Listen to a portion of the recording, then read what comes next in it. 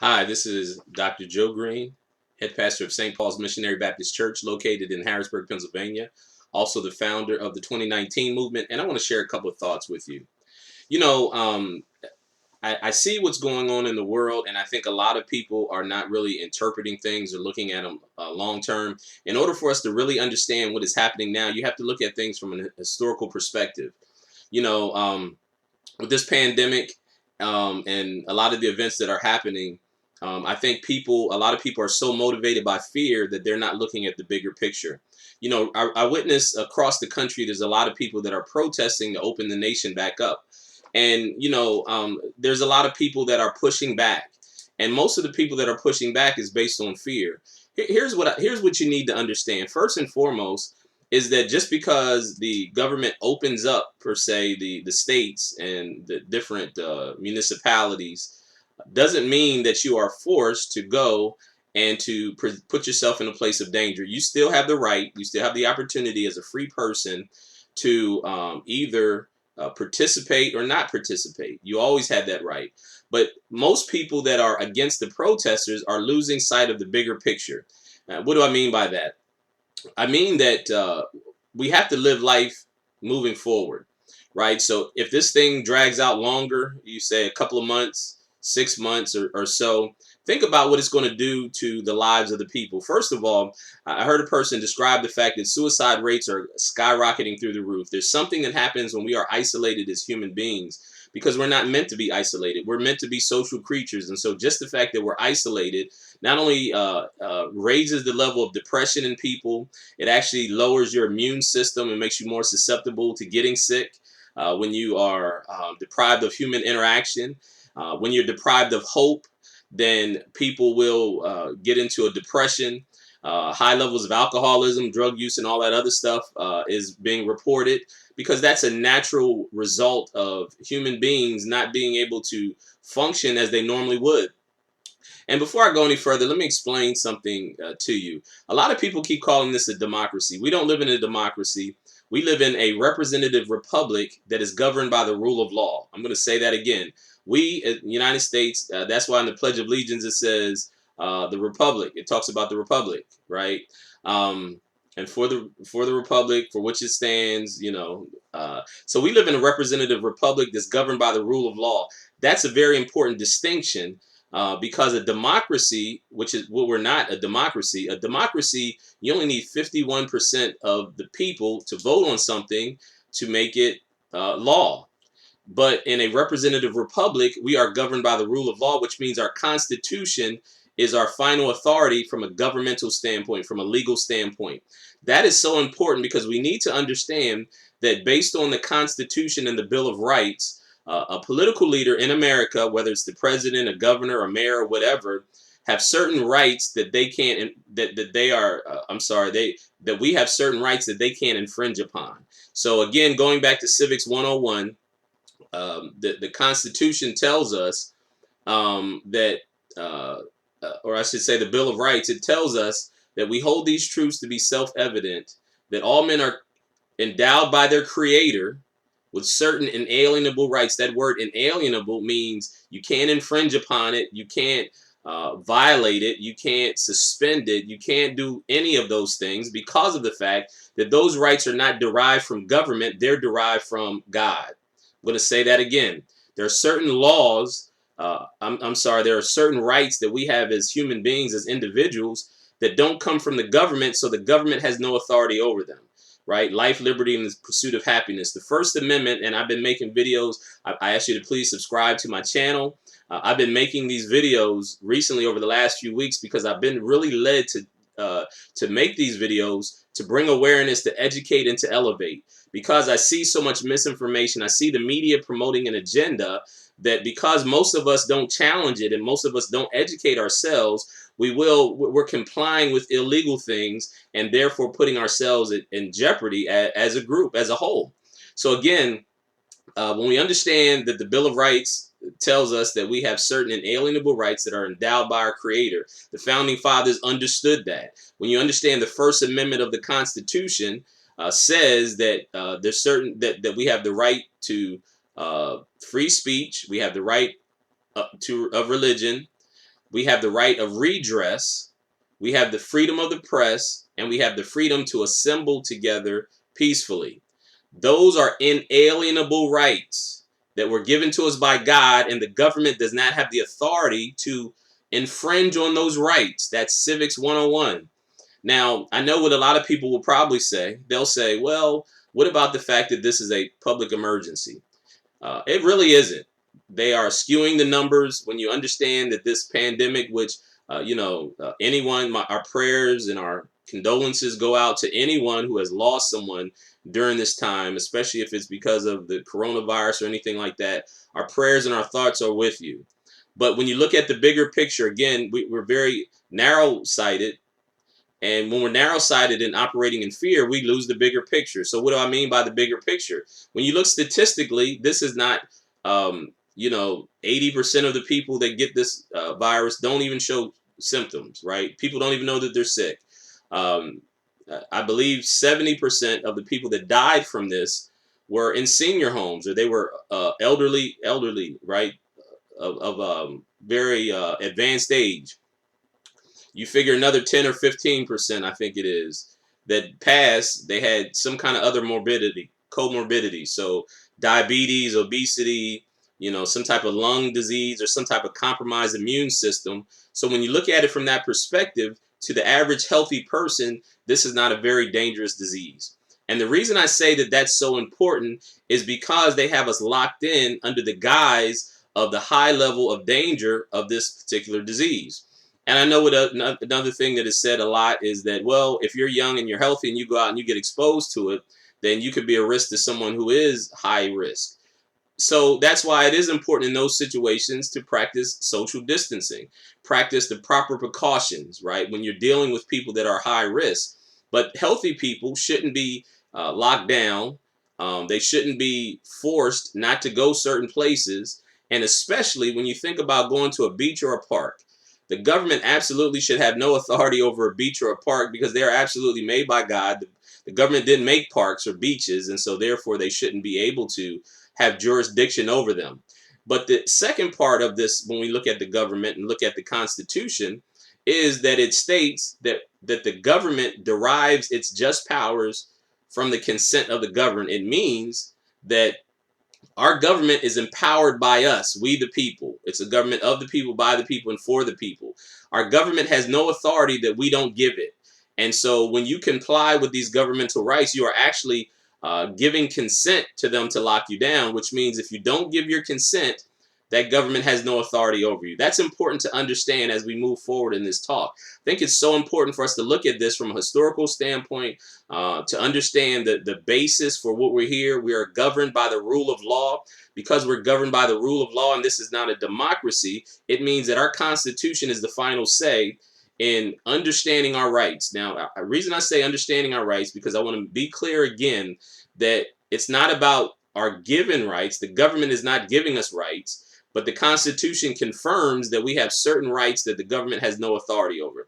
That's vitally important. So when you start to look at people protesting for the governors and everything to open the country back up, they are exercising their God-given rights. So you figure freedom of speech, freedom of religion, freedom of peaceful assembly, freedom of redress. Redress means we have the right to hold the government accountable when they overstep their boundaries, and they have to answer to us, right? Especially in the churches, because we have freedom of religion and freedom to peacefully assemble. The government can't tell us we can't gather together. What they can do is give us an advisory to say that it would be better if you didn't gather together, but ultimately they have no jurisdiction, they have no rights over us in those areas. You have to understand that. The only rights and authority they have is the authority that you give them.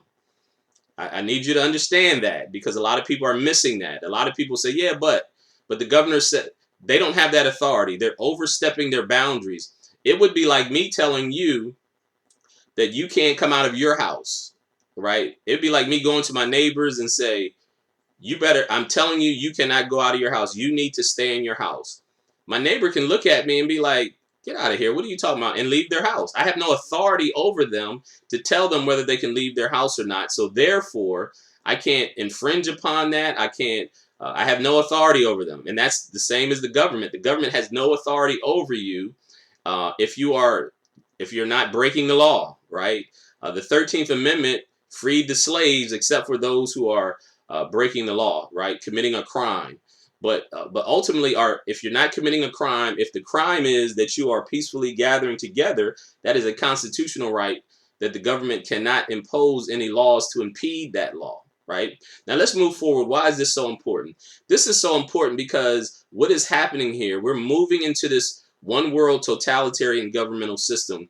You will hear, I'm going to prophesy to you, you're going to hear more and more of the mainstream media commending China. Even some of the press, they're actually repeating some of the Chinese talking points. Why is that? Because the communist China is basically the template to the New World Order.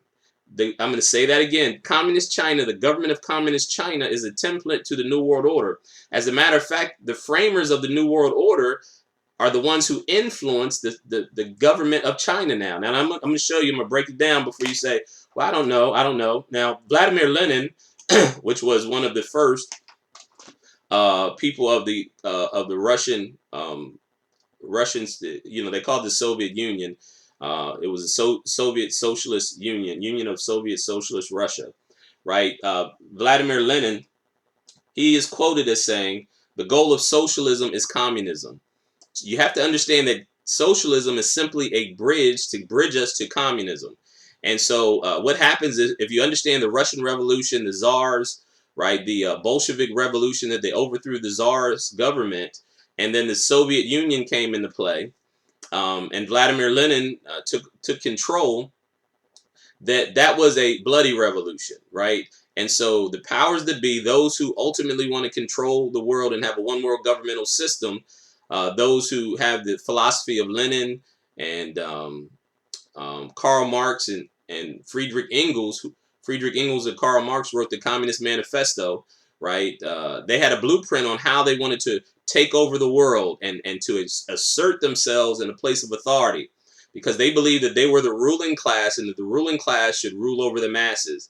But they understood that things like the Soviet Union and also the Chinese Revolution, they were bloody coups, they were bloody takeovers. And so they began to come up with the strategy in how to have they called it a revolution without tears, or a bloodless revolution. How are they going to get the same effect, but do so without bloodshed? Now, China didn't fare well, neither did Russia. But I'm going to show you how what we're seeing now, this pandemic and the other things, are simply an extension of that same philosophy, but they are creating a revolution without bloodshed and without tears. So what happens is, instead of them coming in with a violent overthrow like they did in Russia and China and other places, they are creating an environment where the people willingly give up their rights and surrender their power and their authority to the governmental systems. And most people, because they don't understand or not looking at things from a larger picture, long-term historical, larger picture, they're only looking at things at the here and now. They're operating at a lower emotional level, right? Out of fear. Because of that, they're not looking at the bigger picture, and they are willingly giving over their rights to a system that looks to ultimately oppress them and to take their rights away. Now let's look at China for a second. Now Chinese government, like I said, it's the case study. It is the template for the New World Order, how they want things to be done. Now it's actually called, ironically enough, the People's Republic of China. The People's Republic of China. Now, the reason that that's so ironic is because the whole theme or understanding of communism is it presents itself as a way to empower the people, to empower the masses. This is nothing new. This is an old philosophy that has been used to deceive the masses for many years. As a matter of fact, the Bible talks about that all the way in Genesis 11. That's what Nimrod was creating. Nimrod was creating a one world governmental system that pretended as though it was there to help the people, help the masses, but ultimately it was a way to control the masses, to exert authority over the masses in a way that they ultimately would not be able to pull themselves from under that. Right? That's how it was set up. So it was called the People's Republic of China, and since October 1st, 1949, when Mao Zedong proclaimed it the People's Republic of China. Now, if you know what's happening in China and you look at the communist regime, and we're going to talk very briefly about it, there's no way that you would think that that the people as a whole, that it's in their best interest how things are turning out, right? As a matter of fact, they don't have rights. So when they had a lockdown, if you will, because of this pandemic, people didn't have a choice. As a matter of fact, the government would just come in, and there was some people that they actually welded them into their building, their houses, right?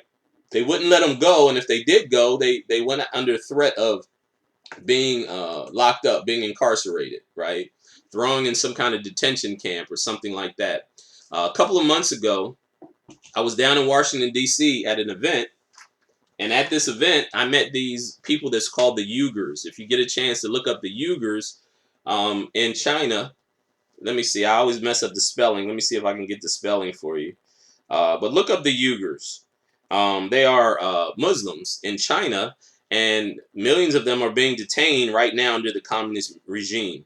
So how you spell Uyghurs is Uyghurs, Uyghurs. When you get a chance to look them up, and the reports are that they are in forced labor factories. They're in forced labor factories. Um, but anyway, the reason I brought them up is because I met a gentleman who I had the chance to sit and talk with and listen to him speak, who is from China. He was a Uyghur. And when I met him, he said he had just gotten out of prison months before that. He did 8 years in prison because he was a journalist, a reporter, who wrote something that criticized the government and that went against the narrative that the government was promoting. Why is that so important? That's important because now, right now, with this pandemic and some of the narratives that's being promoted, there's a lot of censorship going on with people uh, who are contradicting the overall mainstream narrative. That's one of the first steps, and that's why the founding fathers gave us freedom of speech. You're allowed to say whatever you want to, and I know a lot of people talk about platforms like Facebook and YouTube. Facebook and YouTube receives certain considerations from the government, certain benefits from the government, because they are positioned as though they are a public platform. That's important because if you're a public platform and they receive benefit from the government, then they aren't supposed to be able to censor anyone. And just to let you know that free speech is free speech, right? All speech is free except for the only speech that's not protected is if you were to say, if I incite violence, if I told everybody go over to John Doe's house and set his house on fire, beat him up, right? If I invoke people to do that, that's not protected speech. If I were to go into, and you hear this a lot, if I go into a crowded movie theater and I yell fire and there's no fire, if I intentionally say that knowing that there's no fire, that's not protected speech because people could get trampled and cause harm. So those are things that are not protected, but every other speech is supposed to be protected. And just because you don't agree with me or just because you think that what I'm saying is wrong is irrelevant. Free speech is free speech, and that's protected by God, by God-given right for me to speak freely, right? And so one of the first things that you'll see more and more of as you see us moving into this New World Order mindset is that people will be censored. And I know personally, I've seen it happen to myself in various areas where they censor you and say that what you're saying is not acceptable speech. You violated the community guidelines and stuff like that. And so again, free speech is protected because it's a God-given right that the government cannot infringe upon. So anyway, when the communists came in with Mao Zedong, they came in under the People's Republic of China. The Communist Party in the Soviet Union and throughout Europe, they came in as though they were, the whole thing with the fist like this and workers of the world unite, right? Solidarity and all that other stuff. That is that's the deception that they use because they pretend as though what they're offering is in the people's best interest. That's an important theme. They come with the under the guise or under the auspices that what we're doing for you is in your best interest. And so the people give up their rights, but then they realize by the time they realize it's not in their best interest and they look to not comply, it's too late because they've given up all their rights. And once you've given up your rights, then the government usually doesn't give your rights back. That's historical. Right, so China was transformed from a traditional peasant society with unrelenting poverty after it received support from Russia in the 1950s. So it was the Russian government, who are the ones, the Vladimir, the Lenins, the Marxes, and the Engels, who actually devised the ideology behind the New World Order, but they presented it under the guise of trying to empower the workers. They're the ones who helped China in order to develop what is known as the People's Republic of China. Now, let's talk a little bit about how he came to power. This is important because you'll start to see parallels as we go through this. Um, so Mao believed that socialism, this is Mao Zedong, the founder of the People's Republic of China. He believed that socialism would eventually triumph over all other ideologies. And following the first 5-year plan based on Soviet-style centrally controlled economy, Mao took the ambitious project of the Great Leap Forward in 1958, beginning an unprecedented process of collectivization in rural areas. So what communism ultimately does is that there's no personal ownership of property. The government or the state owns everything. And so the people can use it, but it's owned by the government. Now, the ironic thing about it is that the communists, and when they came in and they take over, they're taking over from, like in the czars of Russia, you had the ruling elite of Russia, the czars, that were in charge of things. So what happens with communism is they're simply replacing the old power structure, and they're doing exactly what they ultimately end up doing, exactly what they accuse the other people of doing, right? They end up being a strong-armed, totalitarian, authoritative force over the people. So they came in with collectivism, which means that nobody owned personal property, and it was for use of everybody, right? Which is where you get the idea of communism, like a commune. Now, the Great Leap Forward is important to understand because the globalists, those who are in the ruling elite, also known as, some people call them the Illuminati, that is their lingo, right? So they call, like, what is happening to try to have a new world order, the long march forward, right? The long march forward. Mao called it the Great Leap Forward, just like FDR and LBJ. LBJ had the Great Society, which was socialism when he created the War on Poverty. FDR had, when he implemented his socialist programs, that he had the same type of dialogue, the same type of philosophy behind it, and it always is presented as though it's in the people's best interest, but ultimately it will end up taking away people's civil liberties, their liberties. It will take away people's ability to own and to build wealth and to pass wealth on to their children. But ultimately, the worst part of that is it takes away people's a human's ambition. It takes away your drive and your ambition. When you look in Soviet Union, you look at communist China, the people have no hope. They have no matter how hard you work, it doesn't make a difference because the state is in charge of everything, right? So your very human nature is violated in an long term. When people become hopeless, they become depressed. But then you have the rising up where people will begin to try to overthrow things. That's what you see here in the United States right now, because we are used to having freedom and liberty, that the people are tired of being locked down, and that our human nature actually rises up whenever we are trying to be oppressed. Now, you can't compare it to China because China has been this way for a long time, but ultimately the reason that the government in China is able to do it, to do as they do and keep control, is because most of these people have been beaten down and have been hopeless for so long that it's harder for them to stir up something inside of them to push beyond their circumstances and situation. It's like poverty. If you go to poverty areas, a large portion of the people that are in areas of great poverty, most of them don't leave it because they have no hope. They've lost their hope, their drive and ambition as human beings, and they become comfortable and they become accustomed to their areas. That's what you have to be careful, because what is happening now is psychologically what they're doing is getting people comfortable of having the government control you and to tell you what to do. And now they're giving stimulus money, and what they're doing is they are promising to give people $2,000 a month without working, right? And here's how you know that this thing is all set up to push towards the one world governmental system, because I knew people that told me personally that they got more money from unemployment than they would have gotten if they worked. So think about that. I know people personally have told me that. That means they're incentivizing you not to work, because why would I work 40 hours if I can stay home and make more money? Average person is not going to do that, right? So they're incentivizing you not to work. And that's how the welfare system was set up. It was set up in a way to incentivize. If a single mom has a child, they created it in a way. LBJ's Great Society War on Poverty. They incentivize single family homes. I'm sorry, single mothers, right? Without mother and father, because many people have told me personally that as soon as they got married, they would have lost their benefits.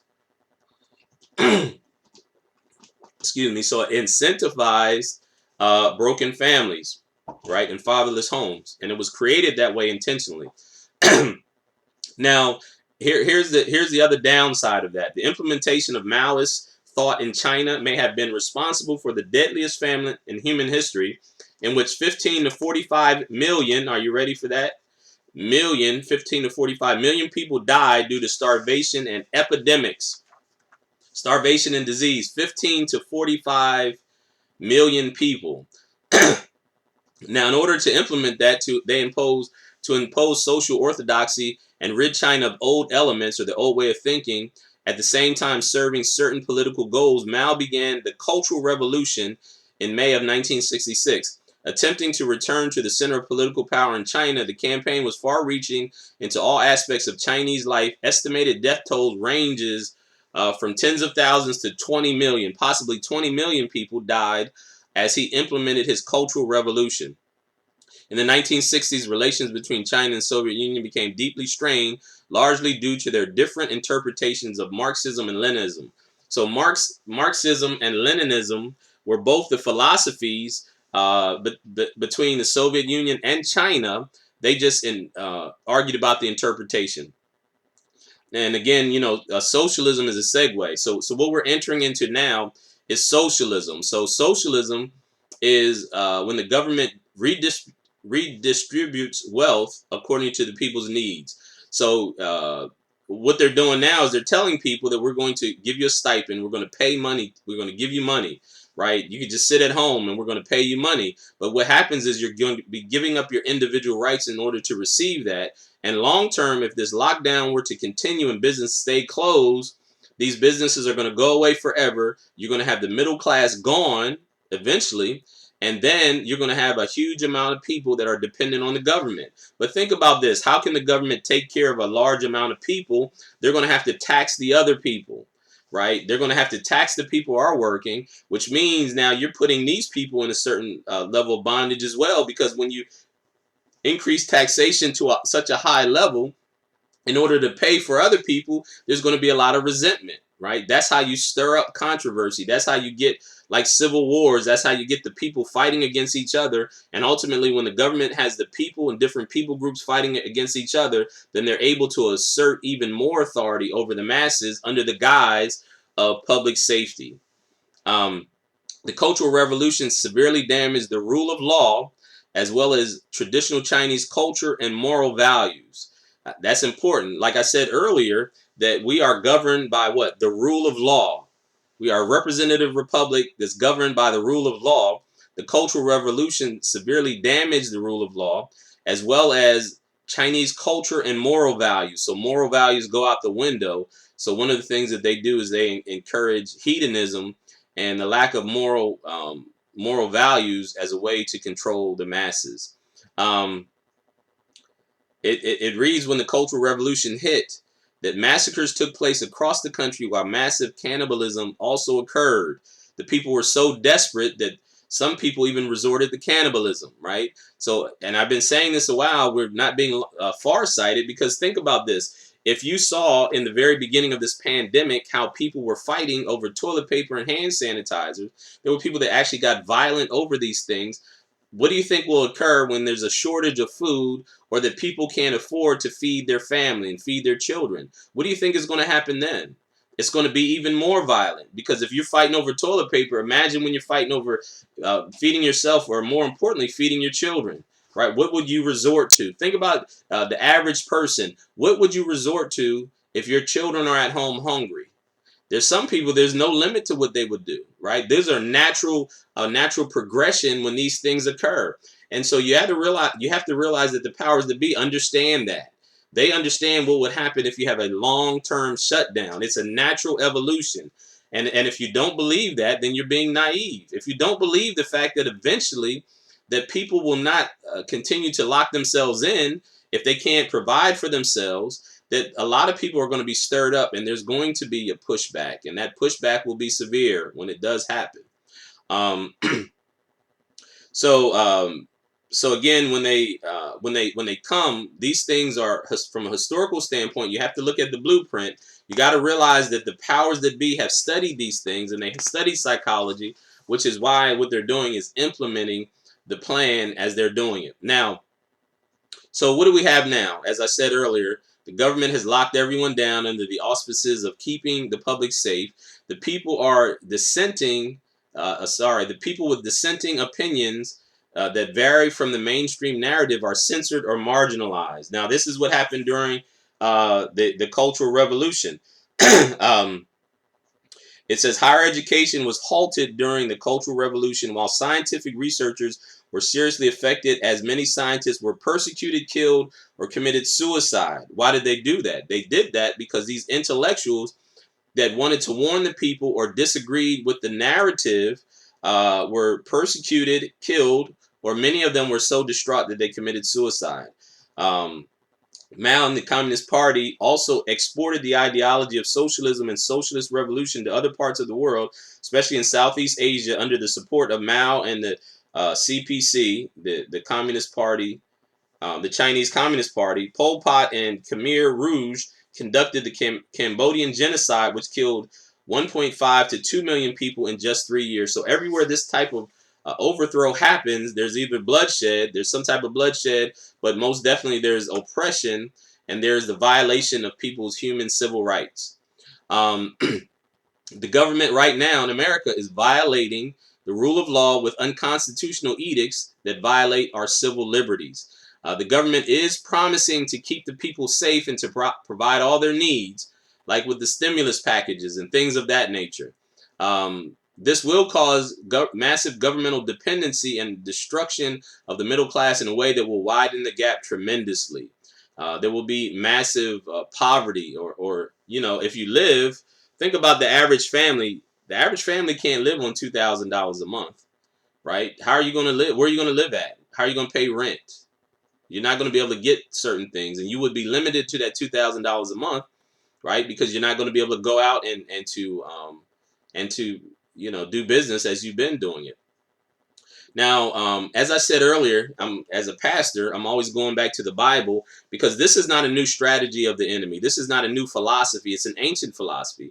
As I said before, this is what happened in Genesis 11. Nimrod promised to keep the people safe and provide for their needs, which is why the people willingly allowed him to rule over them, even at the sake of rebelling against God's command. The people gave up their authority to this governmental leader under the auspices of him keeping them safe and providing for their needs. So this is a philosophy that's not new. It's one that has occurred throughout the centuries. Now, this is what the Apostle Paul refers to at the same system that will rise up in the last days. I'm going to say that again. The Apostle Paul refers to this system. John the Revelator is referring to this system. The book of Daniel is referring to this system that will occur at the end of the age, in the last days before the return of the Messiah. Right? So the Apostle Paul in 1 Thessalonians 5, this is what it says: while people are saying there is peace and security, then sudden destruction will come upon them as labor pains come upon a pregnant woman, and they will not escape. But you are not in darkness, brothers, for that day to surprise you like a thief. This is people that have the wisdom of the Bible and the Spirit of God. It says, but you are not in darkness, brothers, for that day to surprise you like a thief. For you are all children of light, children of the day, who are not of the night or darkness. So then let us not sleep as others do, but let us keep awake and be sober. And so this video is meant for the remnant, for those who have ears to hear, but also for us not to keep it to ourselves. We should be going out. We should be trying to educate and elevate. We should be bringing other people into the knowledge of what the word says. But more importantly, we should be bringing people into the knowledge of Christ, which brings them into the kingdom of God, because we know that ultimately that Jesus, the Messiah, comes and he overthrows the kingdom of this world. And so I pray that you like the video, share it, whatever you need to do, share it with others, share the information with others. But ultimately, it's all about elevating and educating so that we don't be taken advantage of by an oppressive system that is not have your best interests at hand. This has been Dr. Joe Green, head pastor of St. Paul's Missionary Baptist Church in Harrisburg, Pennsylvania, also the founder of the 2019 movement. Until next time, peace and blessings to you. Keep your eyes open.